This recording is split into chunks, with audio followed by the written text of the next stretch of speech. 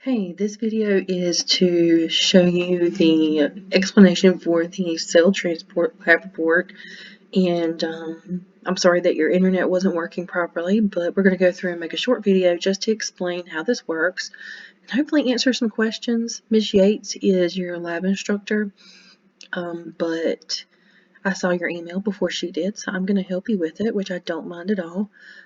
In the future, try to ask a question before the assignment's due. I know you said you've been having some trouble. The homework is due tonight. I'm making the video 12 minutes to 11, so try to be proactive and look at something a couple of days ahead so that your instructor has time to get back to you. So this is on cell transport, and you're going to be looking at diffusion and osmosis. And so the first thing you're going to do with activity 1 is you're going to go through and watch the video. You're going to answer these questions, highlight your answers, then you're going to make the experiment. And so for the experiment, what you're going to do is you're going to fill one glass half full of the coldest water you can get from the tap, so put it on really cold. Then you're going to fill another glass with the same amount with the hottest water from the tap. Then you're going to make a prediction right here.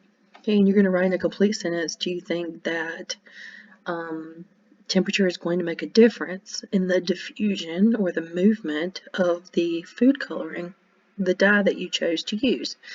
She said that it was preferable to use blue, but you can use any dye that you have. At the exact same time, you're going to add 2 to 3 drops of the food coloring into each glass. So try to do it at the same time so that the dye spends the same amount of time in each glass. You're not going to mix or stir it. You're just going to let the temperature affect the diffusion rate. So then you're going to put here, type your observation. Does it move differently in hot water versus cold water? So do you see a difference? Yes or no? And then tell me why. Then you're going to insert a picture of the 2 glasses side by side to show that you're doing the experiment. Make sure it's big enough for Ms. Yates to see. Then your prediction. Was it correct? Do you think if you said that the cold water would make the dye move faster, did it work out that way? If it didn't, that's not a big deal. Many things that we find out in science don't work out the way they're supposed to, and that means that we learn something brand new, which is always cool. And a lot of the really big experiments and knowledge that we know from science came from experiments that didn't go the way we thought. And so it can be discouraging, but that's how we learn. So you're going to type your response of, was your prediction correct? How do you think this relates to diffusion? And how this relates to diffusion is the fact that the diffusion is the movement of molecules, and the food coloring was the molecules you were watching. Temperature does play a role in diffusion. In fact, what we see is that if you have an increase in temperature, usually you have an increase in diffusion rate. Then, how does this relate to the human body? So think about how our cells use diffusion to move things back and forth, and how temperature could play a role in that. Maybe through exercise, if we have a high temperature like from a fever, if we're really cold, does that affect the diffusion rate into and out of cells? The next one is osmosis. This one is dealing with the movement of water. So the first thing you're going to do is answer these questions and type your answers in red so we can see where they are. Then you're going to do the experiment. And for the experiment, you're going to label 3 glasses, cup 1, cup 2, cup 3. Cup 1, you're going to label it as cup 1, but also hypertonic, which means it has a lot of salt in it. Cup 2 is going to be isotonic. And then cup 3, you're going to label as hypotonic, which means it's going to have a lot of water and a little bit of salt. Then you're going to add a half a cup of hot distilled water to cup number 1. Then you're going to dissolve 2 tablespoons of salt into the water and set it aside to cool.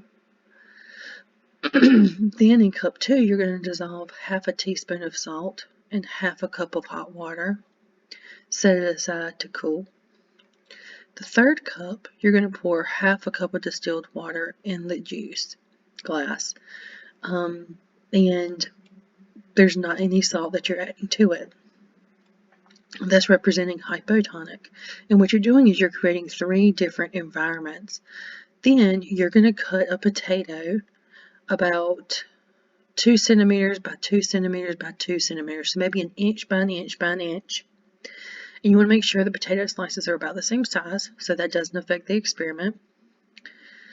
Then you need to list the original measurements and describe the potato squares upon placing them in there. So if you don't do 2 centimeters by 2 by 2, whatever measurements you decide, make that the same for each potato piece and write that down so we know what you're using. Then for cup 1, you're going to put the start time. Cup 2, you'll put the start time. Cup 3, you'll put the start time. You're also going to type the measurements here. So you're going to, it says if you do not have distilled water, you can boil the water, of course. Then you're going to place the potatoes in the solution. And you're going to type your description here and here and here. And then take a picture of all 3 cups. And what you're checking to see is if the potato changes shape in each solution. Ideally, the potato would change shape in the hypertonic solution and the hypotonic solution, but not change in the isotonic. And iso means same. So an isotonic solution usually is going to be about the same as the potato. So there really shouldn't be much of a difference in the size of the potato from when you put it in there to if you left it in there for 10 minutes. It really shouldn't change much at all. But with hyper and hypo, you should see a change, and that's because you're going to have the movement of water into or out of the potato, depending on what environment it is. So you're going to put your picture here. Then after about 15 minutes, you're going to examine your results and put your measurements here again. And it says you need to remove the potato slices and measure them to see did they gain weight, did they lose weight, did they get bigger or smaller, or did they stay the same. Then you'll need to remove, after another 15 minutes, you're going to remove them and measure them again to see if there was any change. Then you're going to take a picture of your results, and then you're going to answer these questions. Describe any differences you noticed, explain those differences, and what did we learn. And what you're trying to determine is, did the potato get larger or smaller in each environment, and why?